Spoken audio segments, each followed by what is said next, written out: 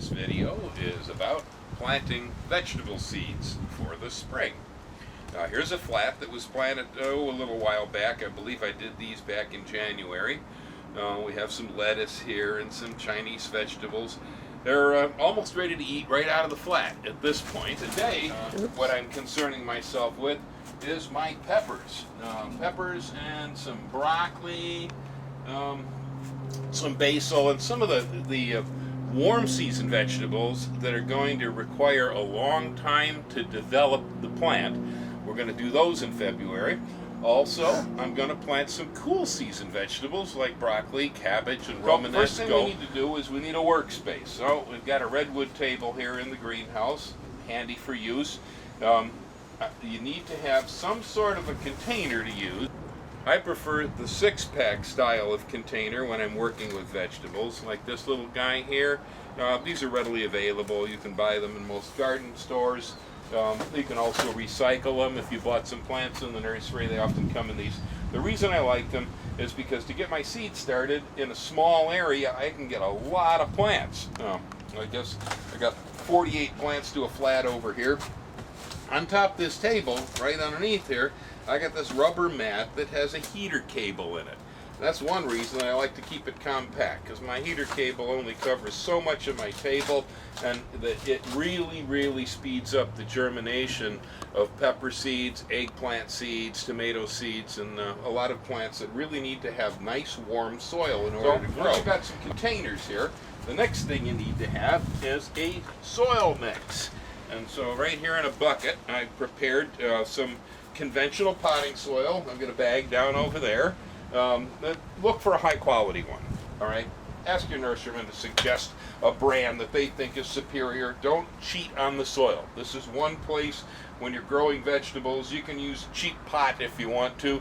You can even recycle a Dixie cup and it'll work fine, but don't cheat on the potting soil. I've taken a conventional potting soil and I've mixed it with perlite. Perlite is this white popcorn rock looking stuff. It's made from a volcanic rock that's been heated in an oven and it's popped like popcorn. It adds a little bit of moisture holding capacity, but mostly it adds air. I want this mix to be airy over here so that we don't get any root rots. So once you got your medium prepared, then you just got to put it here in the flats. There are all kinds of ways you can do this. I'm lazy. I don't like working hard, and so mostly I just do it like that, and then get in here and push this stuff around over the top of my 6-packs. It brings me back to childhood. I learned everything I ever needed to know about soil before I was 8. I don't know if I really learned very much more since I was 8, to tell you the truth. At least not about handling the stuff. All right, that wasn't quite enough, so I'm going to need a little bit more. I got another bucket of the stuff here. We do have this handy-dandy little scoop that makes it kind of easier to fill the edges of the flats without dumping it on the floor. The soil should be reasonably moist. You don't want to start with bone-dry soil because then when you try to wet it, it's going to float all over the place and your seeds will pop out and stuff. So I recommend that you add a little moisture if the soil was too dry. And over here I also have some 4-inch pots, and what I'm going to use those for is for transplanting some of my lettuce seedlings that are already in 6-packs and want a bigger home than the one they currently have. Hopefully that's enough soil. Generally, a good quality potting soil is really all you need for most vegetable seeds. They're not real picky. So tomatoes and peppers and eggplants and stuff, just a good soil out of the bag is going to work. Now if you have specialty seeds, if you're trying to grow rare seeds, orchids, exotics, and other things where the seeds are difficult to germinate, valuable, hard to get, and so on, you might want to make a soil medium that's a little bit higher grade. In that case, I suggest milled sphagnum peat moss mixed with the same perlite we have here, and then with some vermiculite, which is a mica rock. shiny silver-like particles. 1/3, 1/3, 1/3. Peat moss, perlite, vermiculite makes a really nice sterile soil medium to use for specialty seeds. But it really isn't required for things like tomatoes and peppers. There we go. Flats are full. Now, the next thing we need is some holes in the soil, some tags. I have my magic marker right here. Then I have a basket full of my seeds. Some pepper seeds here. Yes, I have some pasilla chili seed that was saved from our garden. Here I have a pimento that comes from Italy. That was brought back by a friend. I also have ancho chili seeds saved from our garden. So you need to make some holes in the soil. I mean, really the easiest way to do this is with the tip of the finger. If you wish to, you could make a board with dowel rods on it if you're sort of mechanical, and you could use that to just push over the top so you don't have to get the tip of your finger pushing your finger in the dirt. Try using the other end of the magic marker or a stick. When you make a hole with your finger, about the first knuckle is going to do fine as far as the depth of the hole. Unless you're working with really, really fine seeds, the first knuckle is good. Now, here I haven't really cleaned these pepper seeds up much since the last fall when I harvested them. So I'm going to knock them off of the membrane over here. Ordinarily, pepper seeds have a little bit of heat on the membrane, and so I'm probably not going to want to stick my fingers in my eyes at this point. And I'm just going to use my fingertips over here to pinch 1 or 2 seeds in each hole. I'm pretty confident about the germination of my seed. It's fresh, and so 1 to 2. It's hard to make sure you only get 1 in every hole. This one variety, I think I'm going to plant about 3 6-packs of anchos here. We like this. This makes an outstanding chili powder. There we go. Now I've got some pasilla here, which also makes an incredibly good chili powder. It's also for making mole. If you make mole, some of my favorite chilies used for making mole. It's also a really good one if you're making pozole. So if you like cooking Mexican food, both of these are really choice peppers. Alrighty, so I'm going to do myself like 1 6-pack here, I think, of pasillas. There we go. Okay, so now we're going to plant some of these paprika seeds. And there, you can use an envelope, actually, as a seeder. It's pretty handy. Works nice. Now, before I get too much further along, it's time to mark our seeds. So I have 3 varieties here. I need 3 tags. ESP is going to have to do. Alrighty. Then we have ancho. And I have 3 flats of ancho. There are 6 packs of ancho. We have pasilla. Marking your seeds is a pretty good idea. I highly recommend it. So here we have a jelly bean tomato. These are very popular. It's a grape style. This is in a pelletized seed form. It makes it a little easier to handle the seeds. They work really well in seeders, that's for sure. They roll out of an envelope like crazy. They got loose on me. Oh, then we have peace vine tomatoes. This one's Ellen's favorite. This is organic seed.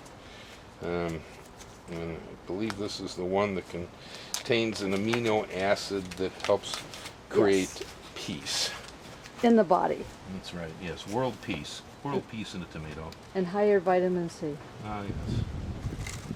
These are really tiny little guys. My goodness, what a time to get ourselves 1 6-pack of peace vines. 1 or 2 out in our garden for sun drying will probably be all we need, but no one's going to want to share them with somebody. Then I've got over here Hawaiian cherry tomatoes.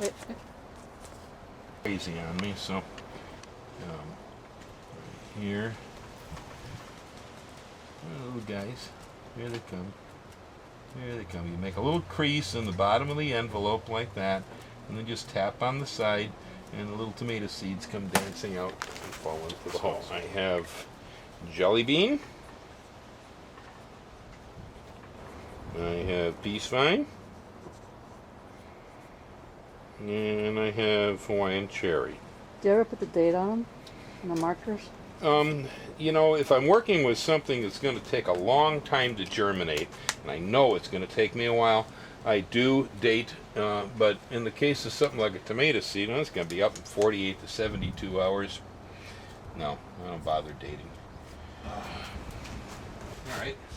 Now, how about Romanesco? This is a really good cool season vegetable. The tomatoes and the peppers are warm season stuff. The peppers are going to take months in here. I think we're going to be, oh my goodness, 75 to 90 days growing these plants up before they actually get out in the field. As far as the tomatoes, well, I put some down early. I'm going to plant some more later on, but you never know. Might be good weather here in spring, and we'll put the tomatoes out early. But in the case of Romanesco, Romanesco is a cool season vegetable here in California. It's hardy enough that it remains as a short-lived perennial out in our gardens. I actually have some out there right now. I've become quite fond of this thing. It reminds me a little bit of cauliflower, but it's more like broccoli. It's tough. I mean, as far as the weather goes, it will hold up to just about anything. It's really an outstanding vegetable. We're in luck over here in California because we have two distinct seasons. And so we have the option of being able to grow lots of cabbages, broccoli, spinach, and lettuce and stuff like that during the winter months. I can get really into it. I love peas, I love garlic, I love onions. Looks like I've got some more tomato seed over here. This is Summer Surprise seed. That's what this is. Okay, here's another one of the cool season vegetables that works really good here, parsley.